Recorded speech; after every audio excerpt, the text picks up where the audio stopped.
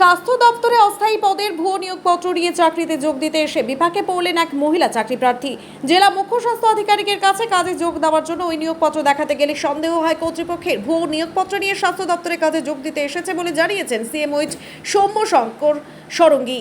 মেদিনীপুর শহরের বিধাননগরের এক বাসিন্দা কৌশিক ঘোষ নামে এক ব্যক্তি ওই নিয়োগপত্র ওই মহিলাকে দিয়েছিল 1 লক্ষ টাকার বিনিময়ে বলে জানতে পারে স্বাস্থ্য দপ্তর। পুরো বিষয়টি কোতোয়ালি থানায় জানিয়েছে জেলা স্বাস্থ্য দপ্তরের আধিকারিক। উল্লেখ্য, সোমবার সকালে আনন্দপুরের বাসিন্দা ওই মহিলা নিয়োগপত্র নিয়ে কাজে যোগ দিতে যায় কেশপুরের প্রাথমিক স্বাস্থ্য কেন্দ্রে। গোটা বিষয়টি নিয়ে সন্দেহ হয় স্বাস্থ্য কেন্দ্রের কর্মীদের। তৎক্ষণাৎ ওই মহিলাকে জেলা স্বাস্থ্য দপ্তরের সাথে যোগাযোগ করার পরামর্শ দেন কেশপুরের স্বাস্থ্য কেন্দ্রের আধিকারিকরা।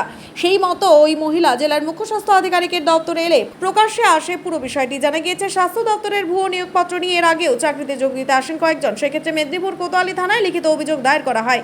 এবার একইভাবে ভুয়ো নিয়োগপত্র প্রকাশ্যে আসায় পুলিশের দ্বারস্থ হচ্ছেন জেলার মুখ্য স্বাস্থ্য আধিকারিক। এই ঘটনায় বড় কোনো চক্রের যোগ থাকতে পারে বলেও মনে করছে সিএমওইচ। প্রাথমিকভাবে যে মহিলার কাজে যোগ দিতে এসেছিলেন তাকে জিজ্ঞাসাবাদ করছেন স্বাস্থ্য দপ্তরের আধিকারিকরা।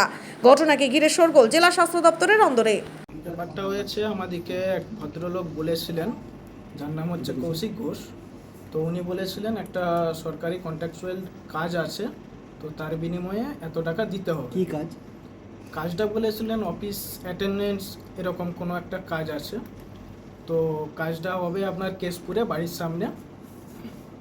তো উনি বলেছিলেন যে এটা হয়ে যাবে আর তার বিনিময়ে 1 লক্ষ টাকা দিতে হবে। তো আমরা সেই মতো সব কিছু উনি এখানে করেছিলেন। মেডিকেল যেরকম হয় বা পুলিশ রেকর্ড যেরকম হয় নর্মালি সরকারি কাজে, সেরকম সব কিছুই হয়েছিলেন। তার বিনিময়ে উনি 1 লক্ষ টাকা নিয়েছেন, কিছু অনলাইন এবং কিছু অফলাইন।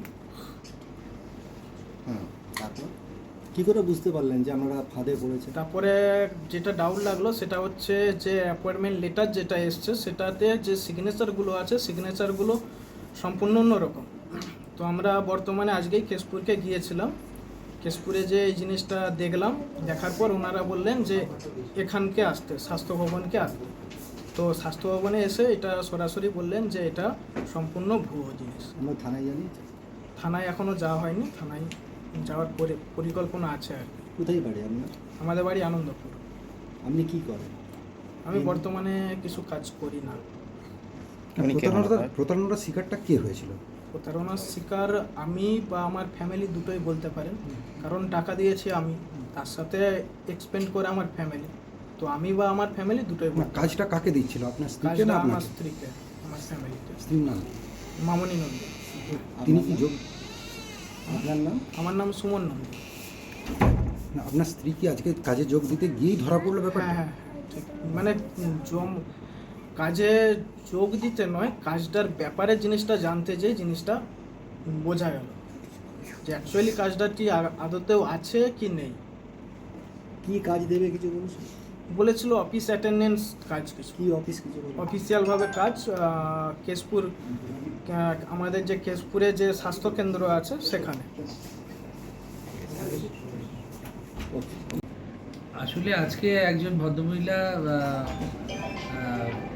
এখানে অ্যাপয়েন্টমেন্ট লেটার নিয়ে এসেছিলেন একটা, যে উনি কন্ট্রাকচুয়ালি অফিস অ্যাটেন্ডেন্ট হিসেবে কেশপুর আরএইচে নাকি চাকরি পেয়েছেন, এবং সেই চাকরিটা নাকি তাকে 1 লক্ষ টাকার বিনিময়ে কৌশিক ঘোষ বলে কোনো ব্যক্তি, যিনি নাকি ক্লেম করছেন বিধাননগরে থাকেন, মিদনাপুরে, তিনি নাকি দিয়েছেন অ্যাপয়েন্টমেন্ট লেটারটা হাতে হাতে। এবং তাদের এই পেমেন্টটা কিছুটা অনলাইনে কিছুটা অফলাইনে ওনারা করেছেন, তার সম্পর্কে সেটারও প্রমাণ তারা দেখালেন। এবং ওই ভদ্রলোকের ছবিও ওনারা দিয়েছেন, ফোন নাম্বারও দিয়েছেন। এবং এই সেম নাম্বার থেকে আগেও 3 জনকে প্রতারণা করা হয়েছে, সেই ব্যাপারে আমরা এফআইআর লজ করেছি আমাদের থানাতে। আর আজকের কেসটাও আমি আইসির সাথে কথা বলেছি, এফআইআর করছি, এবং ওনারাও বয়ান দেবেন।